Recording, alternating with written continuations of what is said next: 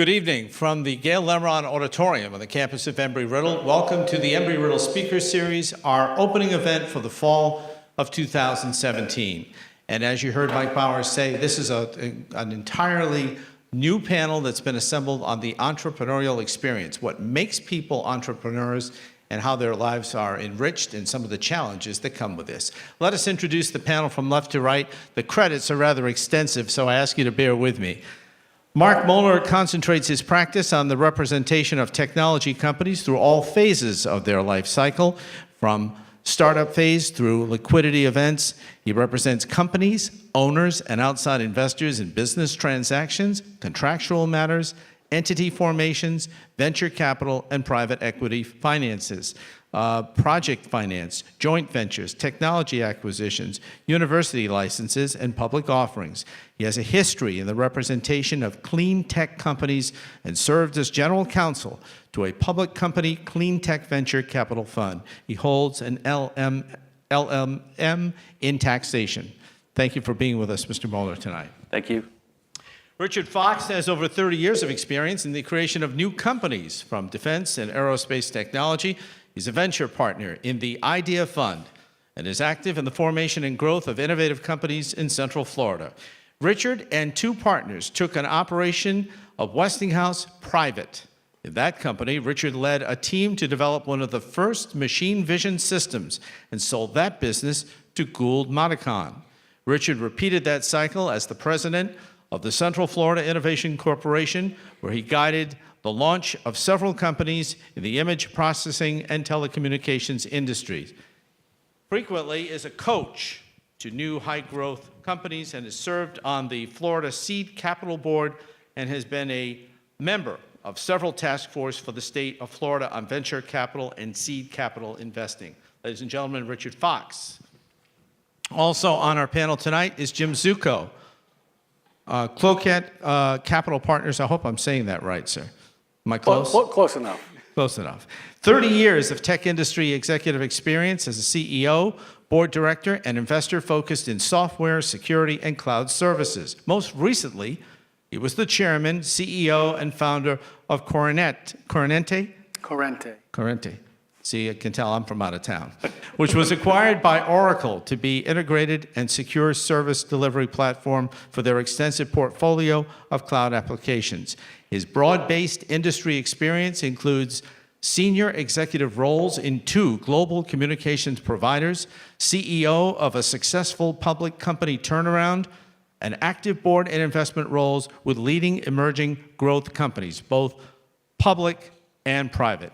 Jim Zucco. Also on our panel tonight, to show that we have ladies that are present that are part of the entrepreneurial experience, is Lillian Myers, a global leader, aging and longevity economy, Watson Health at IBM, Firespring Fund, and of course, you live in Orlando as well, am I correct? I live in Cape Canaveral. You live where? Cape Canaveral. Cape Canaveral. Why do they have you as Orlando? There was a time. There was a time, okay. Lillian Myers. And Dr. Peter McAlindon is a 1989 MAS graduate of Embry-Riddle here in Daytona Beach. Dr. McAlindon is the founder and chief executive officer of Blue Orb Incorporated, a technology company that develops computer technology for persons with disabilities. Blue Orb Incorporated created and now markets and sells the OrbiTouch keyless keyboard. The OrbiTouch is a patented computer keyboard and mouse that requires no finger or wrist motion to operate. It was developed for people who do not have the finger or hand dexterity to use a regular keyboard or mouse. The OrbiTouch has received numerous industry awards and the top honor for accessible technology at the Consumer Electronics Show. Dr. Peter McAlindon, thank you. Let's begin with Richard, and we're going to move around, and you can all sort of piggyback on some of these questions. What was it that first spoke to you that made you take that first leap to be an entrepreneur, beginning with Richard? The starting point is you're born with it. And so there's two entry points for me in being an entrepreneur. When I was in college, I designed a telemetry transmitter that could be flown on small rockets. And I set up a company to sell those transmitters And the way I publicized it was that I wrote articles in hobby magazines that featured the transmitter and things you could do with it. The editor of the magazine called it the Foxmitter, and that name stuck. And it was quite a kick to go into a store and see a rack of magazines and see your product featured on the front cover. I built that company and then sold it off to a larger corporation and took a career with Westinghouse. And then, as you mentioned in the introduction, I was an engineer with Westinghouse for about 10 years, working my way up the ranks. And then one day, Westinghouse decided they were going to move us out of Florida and up to Connecticut. I didn't want to do that. So the entrepreneurial spirit reemerged, and I said, let's buy this thing and take it private and keep it in Florida. So you had a problem, and you become an entrepreneur to solve a problem. Became an entrepreneur to solve the problem. Okay, let me move over to Jim for the same question. What spoke to you that brought out the entrepreneurial spirit in you? I actually think it was my mom. Your mom? My mom, yeah. I was always, first she didn't give me much allowance. So as a kid, I always had to figure out what business I was going to have in order to make it. And one afternoon I came home from school. My dad actually arrived home early, and she was reupholstering the furniture in the living room. And my dad, like, Dorothy, what are you doing? Reupholstering. Do you know how to do that? No, but I will when I get done. And to Richard's point, it's kind of innate. You know, you see something, you want to do it, and you go after it. So successively, I actually spent the early part of my career in what I refer to as Big Co, but I was always on the end of entrepreneurship, building new things to meet market needs of the company. So it was always a problem, an opportunity, and the exhilaration of bringing those two things together. Lillian, you were co-creator of Google Shopping, am I right? Well, that was much later. Okay. And I won't say I was a co-creator of that, but I was a management team member of the company that was sold to that company, to Google, to run that. Let me start with entrepreneurship. Mine started with my mom, too, in a couple of ways. The first one was I hated to do dishes. And that's how we got allowance at our house, was you had to do stuff, mow the lawn, do the dishes, whatever. But I liked to ride my bike a lot, and I liked to talk to people, so I got a paper route.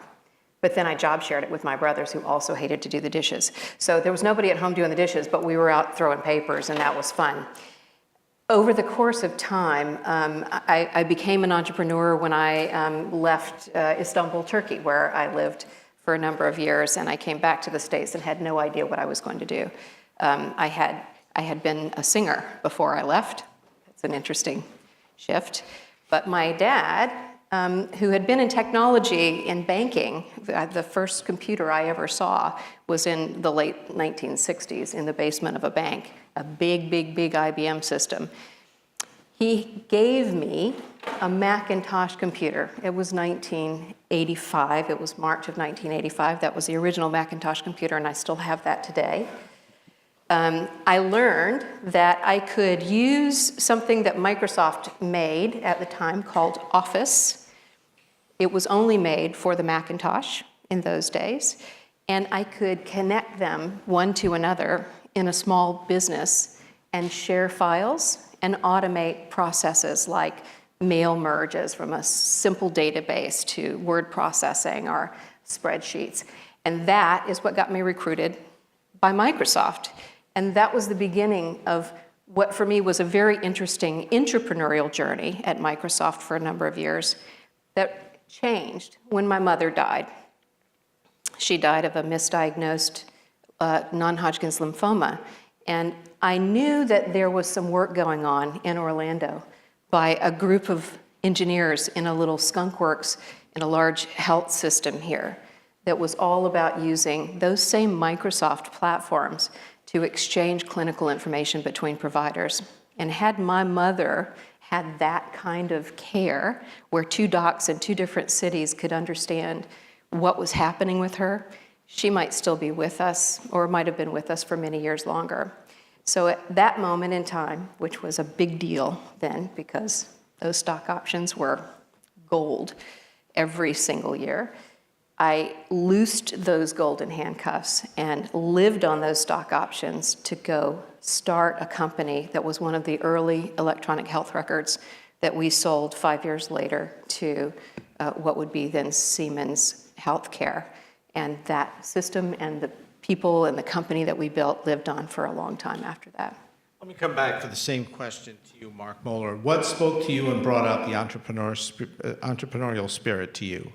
Insanity, I would say, firstly. I left being a partner with a national law firm to become general counsel to a client of mine, so that's a pretty safe move. But I got the entrepreneurial bug out of that, and I started 2 startups, both of which were venture-backed companies, both of which ultimately failed miserably. So if you have any questions about failing startups, I think I'm the only one on the panel that can address those. But I do think it's part of your character. People don't look at partners at national law firms and think that they will leave that safety to something that has that level of entrepreneurial risk. But I was always enamored by that. Peter, you're one of us. So tell us, what bit the bug for you? Yeah, I agree that there's an innate quality of being an entrepreneur. And for me, I've always loved to solve problems. And when I was here at Embry-Riddle, I was introduced to the field of human factors and a gentleman named Dr. Alphonse Chapanis, his work of what we still have in a cockpit today. When you reach down for landing gear, there's a reason the knob on the end of that is round. Where you're adjusting your throttle, it's crown-shaped. He was the gentleman who developed those very simple things, so you didn't have to look down at any lever to actuate it. He saved thousands and thousands of lives because of that simple technology. Very simple solution to a massive problem that we were having in aviation during his generation that we now take for granted. So just the problem solving that I encountered here at Embry-Riddle, the innovation that was happening here. I graduated here in '89 with my master's in aeronautical science, but we're all problem solvers here. We're looking for that next fastest, safest aircraft, and we all have to be problem solvers to accomplish this next wave of what aviation offers. I got a question from one of my radio listeners today, knowing we were going to do this tonight at Embry-Riddle, said that do you have to have a certain temperament to be an entrepreneur? Let me bring it to you first, sir. Does one need to have that sort of personality, knowing there's risk, knowing there's opportunity? Does it take a certain personality, or is that not true? I think there are certain personality traits. Perseverance may be the biggest among them, and perseverance has 2 sides. I mean, doing the same thing over and over again and expecting different results, as we all know, is insanity. At the same time, being an entrepreneur often requires doing the same thing over and over again and tweaking it and massaging it. So there's an impatience to get a problem solved. And there's also a patience and perseverance to see it through. So like most interesting things in life, I find that the entrepreneurs I meet are all different. And there's always some sort of paradox to who they are. There's some passion that drives them and makes them who they are. That's also their biggest strength and their biggest vulnerability. Additional viewpoint, anyone else want to contribute to the personality that goes with it? Richard? You got to be nuts. Yes. Nobody knows the future in that much detail that they can explain and assure themselves that a corporate idea, a business idea is actually going to happen.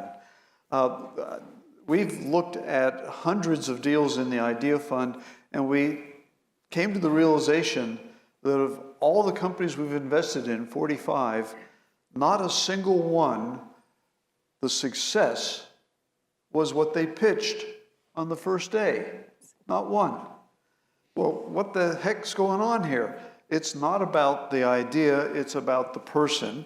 And the person has to have this drive and vision that the world can be changed and I can do it. And that's despite overwhelming odds. And that's the starting point. Marc? I would say, Marc, that I don't want to give the impression that you have to be a huge risk taker to be an entrepreneur, because I don't think that's the case either.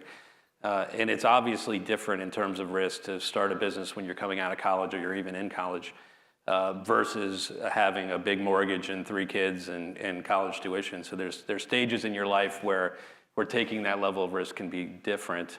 But I also think that the best founding teams I see in startups are composed of people with different personalities. In a lot of cases, not just the ultra risk takers, but people that are a little bit more measured. And that kind of mix often makes a great management team. So I don't think it's exclusively people that are high risk takers. I know that there are some people wondering, if you don't have venture capital, should you be deterred by that? Is it important? Lillian? No, in fact, I think in today's climate, more than ever before, you should expect that you won't have venture capital. And there are lots of reasons for that, but it's that the individual investors are waiting until they're investing in larger chunks than they did before. At later stages, there's more a desire, unless you are a unicorn or someone with a track record that investors know very, very well. You should expect you'll be doing a lot to try to get to a place where you get some minimal investment, lots of encouragement, but you need a bunch of coaching, and you need to make sure that you are coachable. It is a characteristic that a lot of entrepreneurs don't find themselves well tuned for early, but the failures are the ways that you'll learn, and you'll reflect back how many people told you that you should be rethinking this or rethinking that. So look for ways to get customers, to get your technology, your product, whatever it is, into some place that shows you are moving forward before you look for outside funding, because you will be retrenching over and over and over again till you get it right. Richard told me a story about a friend of ours just a few minutes ago, very similar. So venture capital accelerates the growth of a company that has good upside. But without venture capital, the question is, can you grow the company at a slower rate and still grow it? Usually, the answer is yes. So venture capital is an accelerator. It is not a source of a salary. Should our audience be thinking about partnerships? How important to the entrepreneur is developed partnerships rather than going it alone? Anybody can jump in. It's a jump ball question. I think anytime you can partner with someone, that's always a good thing. I like to partner with my very first customer first, finding out who in the market really needs the innovation that you've developed, who's willing to pay for and why. And then from there, certainly manufacturing partners, once you've created a demand for your product, once you have a pipeline of orders, it's much easier to go to a manufacturing partner to say, I have orders in hand, which translate to cash. Let's partner so we can start to fill these orders and build long-term relationships. But I always like to partner first and foremost with the customer. Anyone else on the partnership question? Yeah, about 3 years ago, I was called to Washington, D.C. for a meeting with the National Science Foundation. And it was a room like this, and somebody got up on stage and said, okay, National Science Foundation has invested in 125 entrepreneurial businesses in the last few years, and the people in the room, you all helped to select these for awards. Who can name a success? And the room was silent. And I knew where they were going. 125 strikeouts in a row. How could that be possible?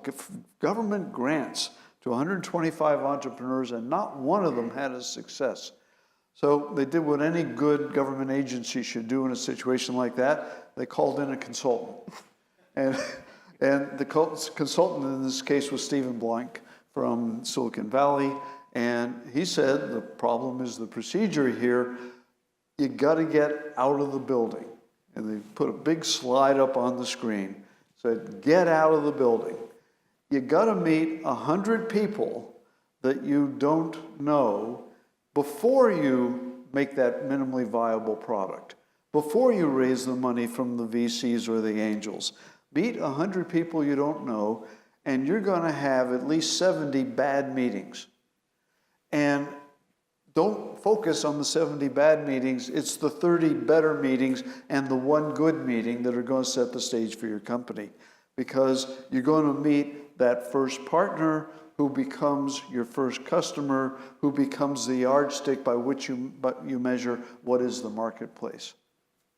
We're going to take questions from the audience. Start thinking of a question that you would like to ask any of our panel. We have a microphone that's established right to the right, but also come to you if you raise your hand. You can ask a quick question of our panel. Return on investment.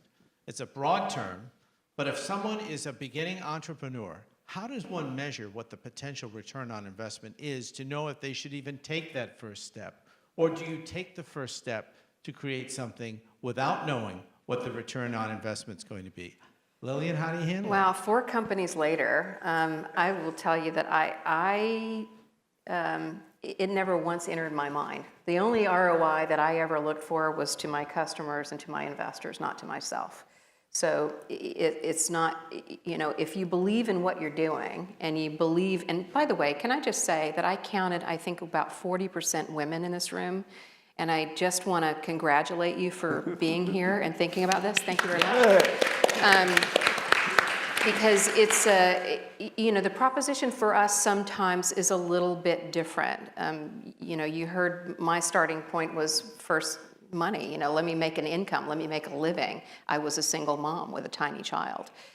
The next startup was about the mission, about changing the world. And not once did the notion of ROI come back to me. Not once did the notion of, I'm going to deplete every resource that I have built here and risk my family and my family relationships for this, because the mission was so important to me.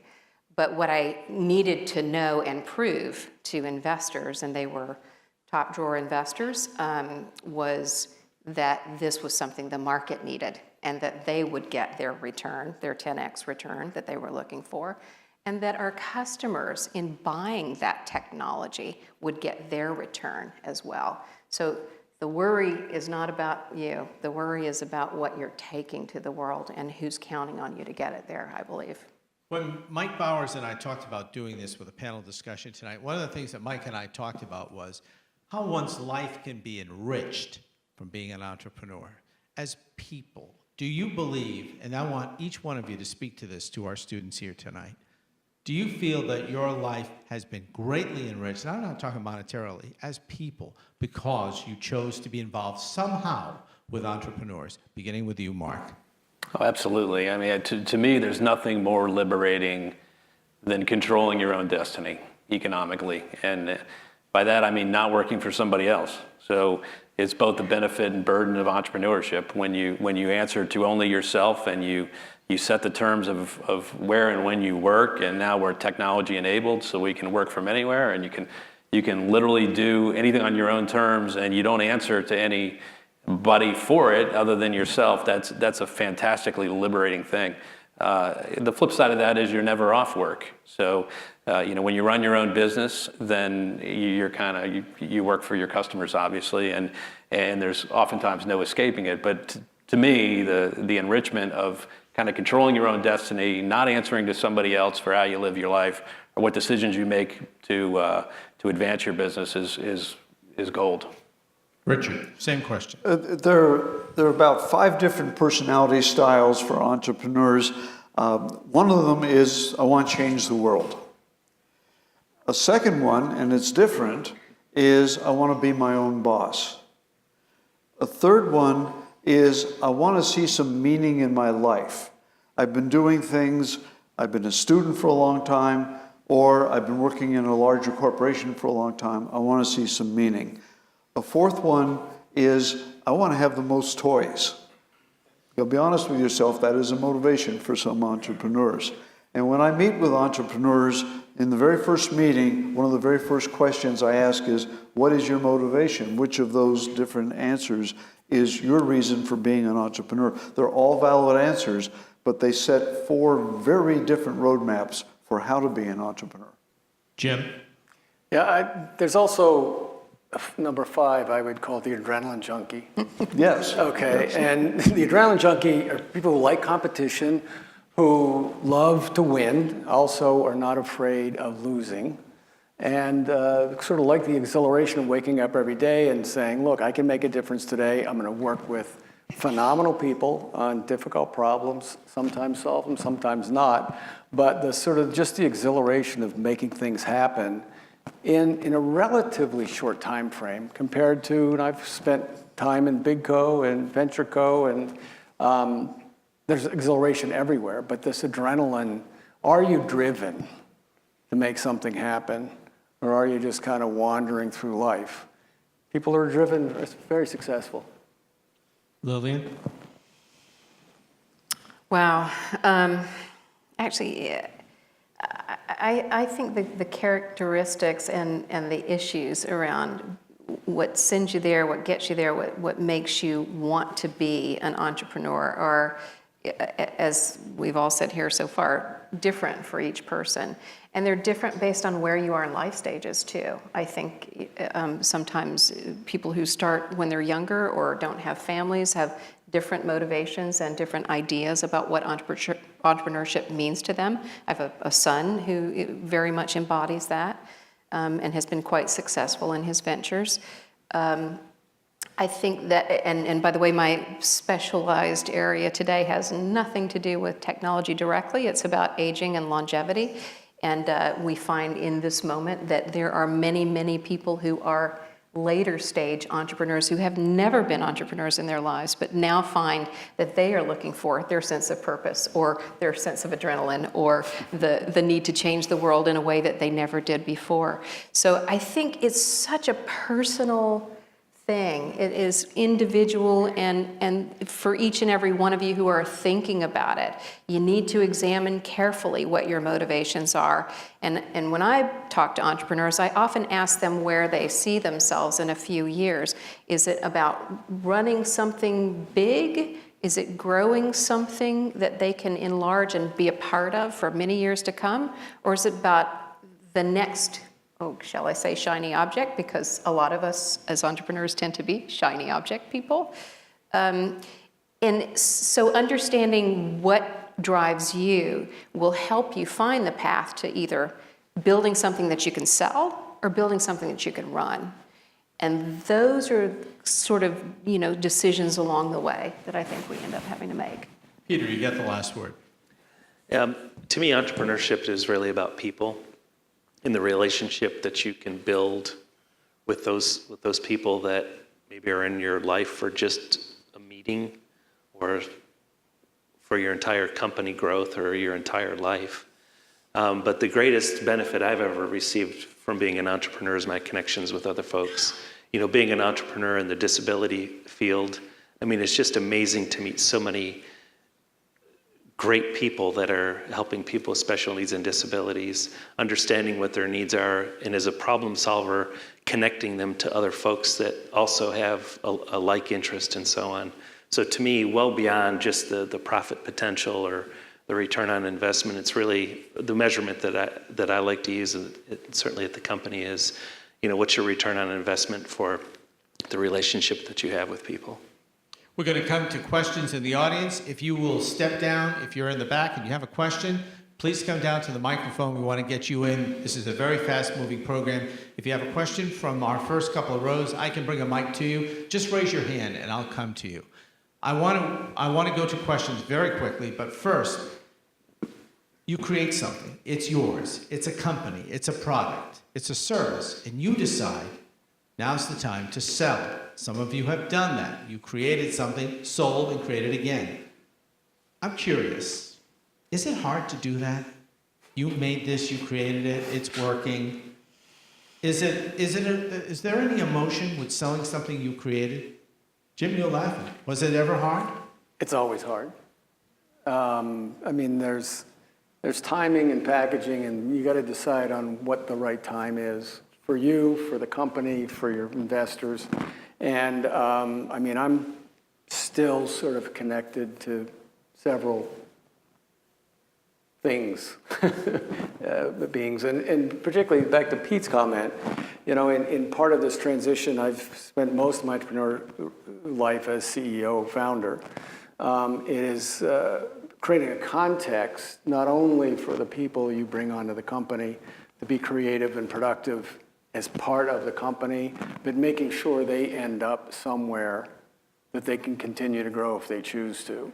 So part of kind of one of the things can be retrospectively pleased about is in every one of the exits I've done, the people were made a part of the company and were able to grow as a product or service grew or choose to move on to something new. But it's painful. I mean, it has some benefits, but. It's never about me, it's always about the team. And if you build a team and you're building an opportunity and you're going to bring in that next participant who is going to pay money to take over what you've built and it's going to become theirs, the question is, are you building something that is better for the next participant? Is it better for the team? And is it going to go on and grow from there? And when that happens, it's an easy decision. The hard decision is when to shut a loser down. You've built a team, things just aren't working out the way they should, competition popped up you weren't expecting, or the market shifted, and the right decision is we need to pull the plug. That's hard. Additional viewpoints, anyone? Hey, one trend in selling businesses in the kind of private equity era is a lot of times when you sell your business, you don't leave. You know, it's a financial buyer that buys your company, and their expectation is that management team is going to continue to run the company. And that's an interesting dynamic because you go from all the things we've been talking about controlling a company and making your own decisions, perhaps subject to some investor veto powers, to literally working for the company or the people that just bought your company. And that's kind of an interesting dynamic. So selling your company now doesn't necessarily mean leaving it, even though you might want to. Driverless vehicles, Amazon. CBS Sunday Morning a few weeks ago did a story about how there'll be less opportunities for college students and some people entering the job workforce because of these driverless opportunities. Let me ask, these two big things that are coming into our economy now, driverless trucks, automobiles, it affects transportation, it's going to affect and maybe control cost, plus Amazon. With these two things being in our financial picture right now, does this make an enriched opportunity for entrepreneurship, or does it tamp it down, knowing that companies are looking to cut things like transportation costs? Anyone? Go ahead. Oh, it's the best time to be an entrepreneur. Yeah, an autonomous car, might be replacing certain things, but think about the infrastructure, right? Who's going to build the electronic roads so all of these autonomous cars that are electric have a way to recharge as they're being driven or controlled, I guess. What happens to the traffic light system? Who's going to develop the algorithm so I don't have to sit on I-4 for 4 hours getting back to Orlando? Right, so there are no more lights anywhere on these roads that have these autonomous vehicles. Well, somebody here could develop that algorithm because we already have them for aviation.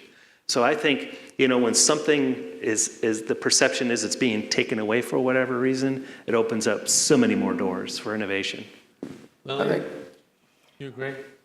Absolutely, and I was going to say that the other thing you didn't mention was AI, which is part of what autonomous vehicles are founded on, but the whole concept of cognitive intelligence, augmented intelligence, creates tons of new opportunity. You see it today with the Amazon Echo and the ability for anybody to start building essentially scripts for what it's going to do. But those are new ways that we as technologists, as consumers, as entrepreneurs, and as business people can begin to think about the opportunities ahead of us and how the cycle for innovation is closing down, but it just means you have to go a lot faster. And that's a little bit scary for some of us who were doing technology startups 20, 25 years ago, who have learned to close the gap a little. This is the time when your minds need to be racing and doing it really quickly to think about those kinds of things. Jim? Yeah, I'd like to connect a few dots with both the delay in getting venture capital, and we are at a time where access to tools, as we used to call it in the good old days, sort of the Whole Earth catalog from the 60s. The tools to build a business were not available. Call it the democratization of the tools. But the tools that are available today create very low barriers to entry for anyone to create a business in this new world. And that's very different. And retail businesses were never great places to build businesses anyway. So Jeff Bezos is going to have all that he wants, all right? But the fact of the matter is, access to tools, access to the kind of education that these students are getting, we're in a watershed, period, for entrepreneurship opportunities, I believe. So nobody should be afraid of Amazon if they're an entrepreneur. Leverage what they have.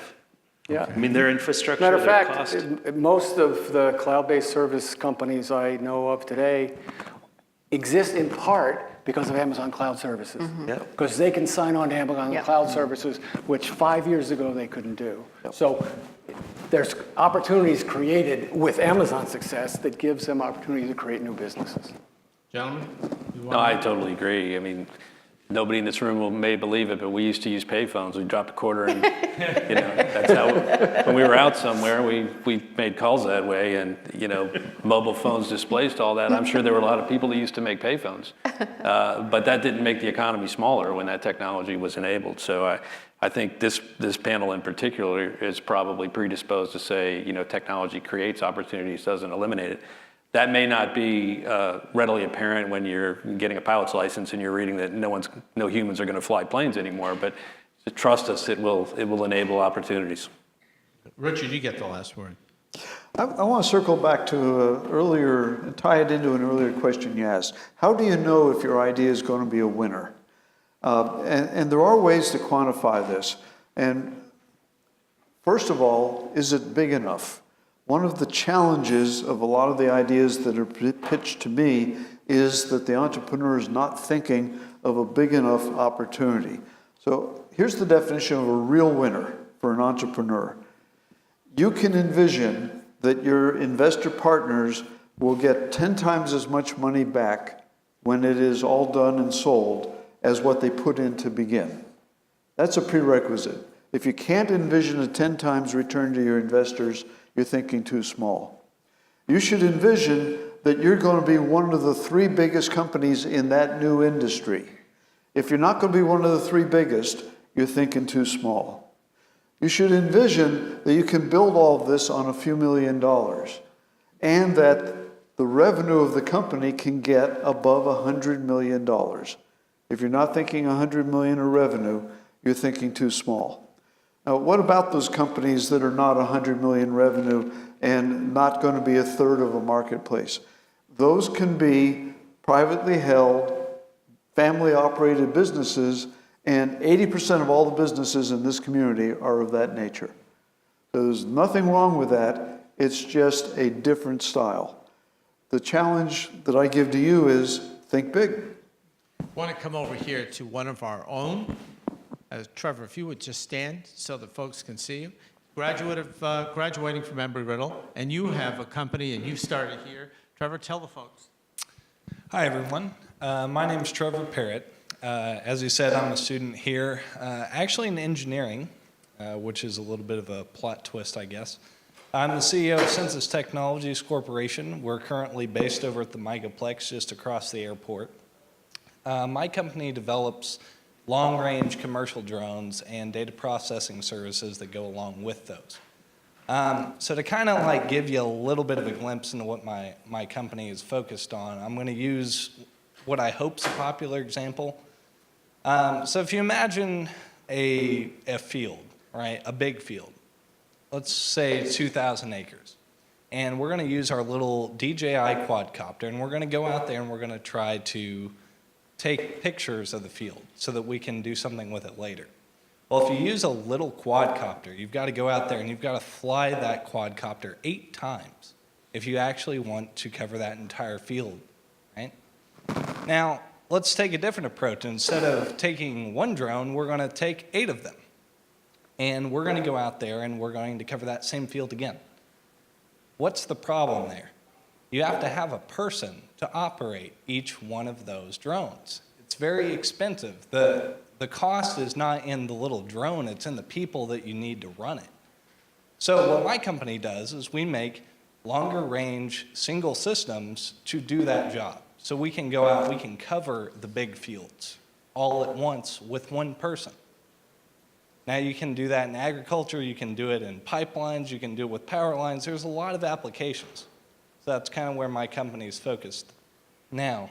And we've gotten to where we are now with the help of many of these people on the panel, Dr. Bowers, Dr. Miller up here in the front. You know, we've been able to raise about $250,000 so far, which is incredible for me to be able to stand here and say. You know, we're making products for customers now. I don't know if I dreamt about it or if you actually said it, but Mr. Fox and I had sat down and talked early this year, and the thing that I recall is, what the hell are you saying that you're going to make revenue in 2020? You need to do something sooner, much sooner. And we've been able to achieve that, and that was something that I heard from a lot of people, from Dr. Bowers and Dr. Miller, and Robin Phelps isn't here tonight, but she hammered me the hardest.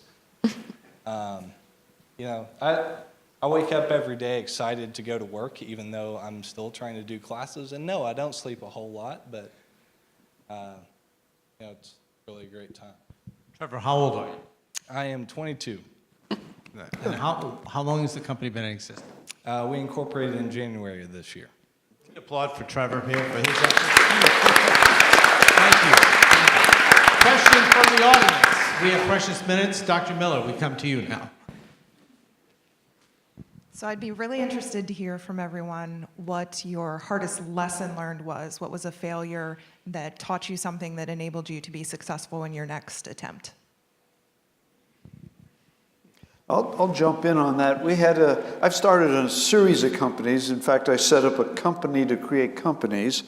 And we had a project where I found a really exciting technology out of the military.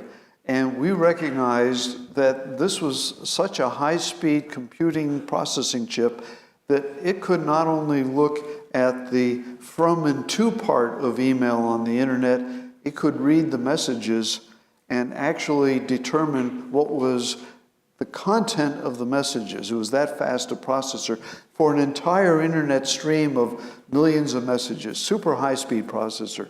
So we put together a team of people to build the company, and I set out to raise the money for the company. I went to some of the larger venture firms up in the Boston area, and I met with one in particular, and the guy heard the pitch, and he said, well, we've seen this pitch before. I said, well, wait a minute, this is really special technology, deep packet inspection of the internet. What do you mean you've seen it before? We've done our Google searching, nobody else out there has this. And he stared at me and he said, who's your customer going to be? And I said, 3-letter agencies, FBI, CIA, people like that. And he said, do they like to advertise what they're doing? And I said, no.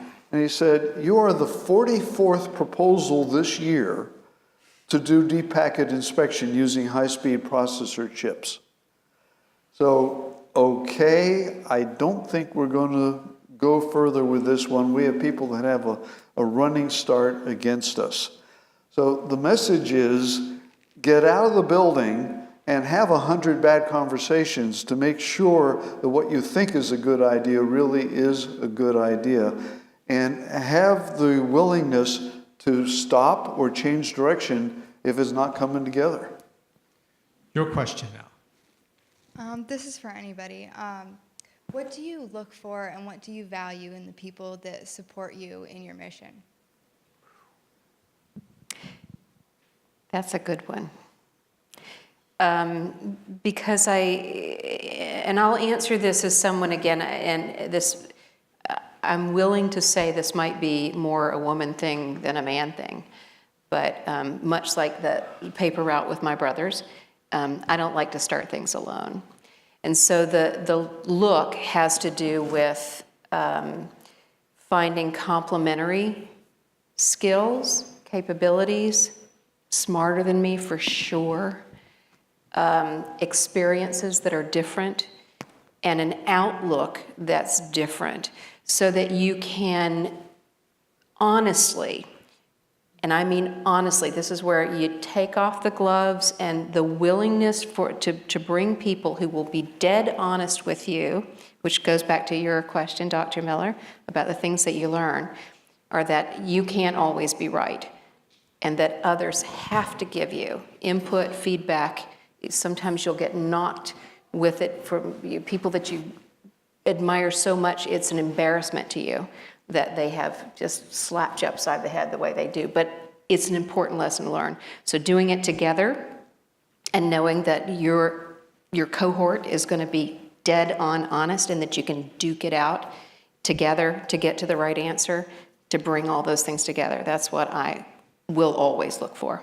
Precious minutes. Let's take a question from here, then we'll come right over here. My question is for Mr. Fox. I wanted to find out what factors do you have to consider when starting a business? I didn't get it. What factors to consider when starting a business? When you're starting a business, the first question is, why are you starting? This is to ask yourself, why are you starting the business? What is it that you want to achieve? What is your goal in 5 years? And the first fundamental answer is, are you willing to sell the business 5 years later to somebody else? Yes or no? If the answer is yes, then it sets a path for a high-growth funded company. If the answer is no, then it sets a path for a self-funded organization. What are you looking for in addition to that? What do you mean by that? Again, I didn't hear. Yeah, I think there's another way to look at the same thing, and I'll quote, I think it's Phil Kotler, who defined marketing as finding a need and filling it. And so fundamentally, I mean, a lot of us have talked about making sure that what you're doing has, whether it's Richard talking about talking to 100 people, or whether it's what we learned, making sure that what it is you're going to be building, somebody wants to buy. Yes. And really understanding the end customer, knowing that there's a need there that you can fill in a distinctive way, in a better way. And that's kind of a fundamental question. And then there's the personal questions, I think, are also important. So I think a story will flesh this out better. There is a college student woman up in North Carolina who was studying for an exam, and she was using Monster and Red Bull to stay awake. And you all know what happens. You get a 1 hour bang and then a bust. And her major was food science. And she thought to herself, gee, I can do better than these. And so she made a trip down to South America and looked at some native plants and came up with a brew. It was a tea, a brew, that had a combination of caffeine and other legal substances that she could get a 6 hour ride out of a cup of this stuff. And so she decided to go into business. She decided to do this in steps because she wasn't sure there was a market out there. She hadn't done her 100 interviews. So she brewed the thing in her teapot in her dorm room, and she drove her bottles of it around in her car, and she went to the 7-Elevens and bodega type stores that sold products to the university and convinced some of the local stores to carry this. Then she went to Whole Foods, and she went to the manager of the Whole Foods, and she said, tell me about that wall over there that's labeled local products. And the manager got very proud, and he said, I'm glad you asked. The rest of this store, this all comes out of corporate. But that wall, that's me. I get to pick the local products that go on that wall. And she said, good, here's my energy drink. It's local. Why don't you put it on the wall? And they got they had rapport, and he said, all right, bring some bottles in, and we'll put it on the wall and see what happens. And then she used social media, Facebook in particular, and drummed up that you could now buy her energy tea at the local Whole Foods and at the local 7-Elevens. And did a lot of energy all by herself, brewing the stuff in her dorm room to get excitement going about her drink. And she started to get a lot of revenue. So she said, all right, I'm ready now to get into Whole Foods Southeast United States. She sends an email to the manager of beverages for Whole Foods Southeast, nothing happens. She calls on the phone, nothing happens. She writes a letter, nothing happens. So being an entrepreneur, she gets into her car and drives to Atlanta and goes in the front door and says, I want to meet with the beverage manager. And the receptionist says, you don't have an appointment. This won't be possible. And she says, there's a chair right here in front of you. I'm going to sit in this chair for the rest of the day and stare at you until I get 5 minutes time with the beverage manager. And the receptionist said, if you want to waste your day doing that, you're welcome to do it, but there's the chair. So she sits in the chair, and at 5 p.m., the receptionist takes pity on her and says, I'll tell you what, I'm going to leave. I'll go in and see if the beverage manager will take 5 minutes for you. She comes back out smiling and he said, yes, you'll be the last appointment of the day. It'll probably be several more hours from now. But you get 5 minutes. So she waited till about 7 p.m. The manager comes out and says, what's this all about? And she said, I want you to go to your computer and type in that particular store number and tell me what the best-selling beverage is in that entire store. And he types in the number. He says, what the heck is that? And she says, it's this. It's my product. And I think you should be selling this in the whole region. So the guy says, I get the point. He says, who's your bottler? And she says, I am. I do it in the dorm room. And he says, oh, no. and he says, wait, here's a business card of a friend of mine who does bottling in small quantities. Get in touch with him. Who's your distributor? And she said, my car is out in the parking lot. And he said, oh, no. Here's a card of a distributor. Get them to distribute the product to the Whole Food stores in the Southeast United States, and we'll see what we can do. Now, that drive of, darn it, I'm going to sit in the chair all day until I get the meeting, is what it took to make her a success.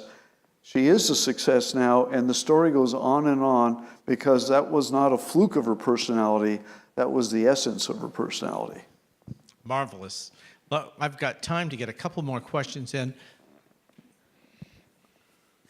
This is for anybody. Do you think the location of where you start your company is important? For example, tech companies all rushing to Silicon Valley, or do you think that if you have a good enough idea, good enough product, good enough business plan, they'll come to you? I do. I mean, I've had clients that have taken the approach of, we're a software company, we're a tech company. To be taken seriously, we need to go to Silicon Valley. We need to be around the money guys. And there certainly are significant studies that suggest that there's geographical bias in the venture industry, where firms more likely than not invest in companies that are close to them.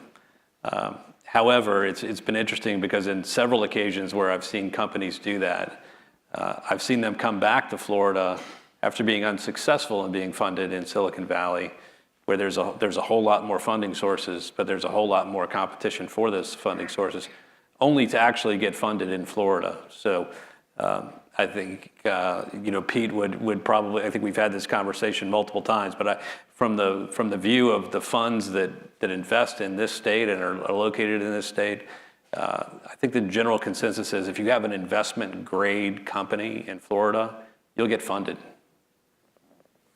Over here, your question now. So this is for anyone. So probably one of the more important parts of any startup company is assessing the level of competition and what exactly your competitors are doing, and assessing that not only during the seeding of your company, but also throughout the growth of your company. So I'm wondering what the process is that goes into that, and the thought process also. That's something that's also so much easier today than it's ever been. You've heard of the internet. And there is an art and science, particularly if you're looking at private companies and public companies, but every company is always bragging about what they're doing. And it takes a lot of time, takes a lot of energy, but it's all there. And so being clear about what it is your company actually does is the first step. And then identifying the companies that also do something similar or have a substitute product is the second step. Once you've done those two things, you can be on the web 24/7 collecting competitive information. There's a lot of tricks in doing it, but it's there. I want to close out and ask for each of you, if you could, in 30 seconds, give a point of advice to entrepreneurs in the audience. And by the way, our panel will be around for a few minutes if you would like to speak with them when we conclude. Could you each give a little bit of advice to our audience here if they're thinking of becoming entrepreneurs, either some act of bravery or connections? Any advice based on your experience that you would like to share? Beginning with you, Marc.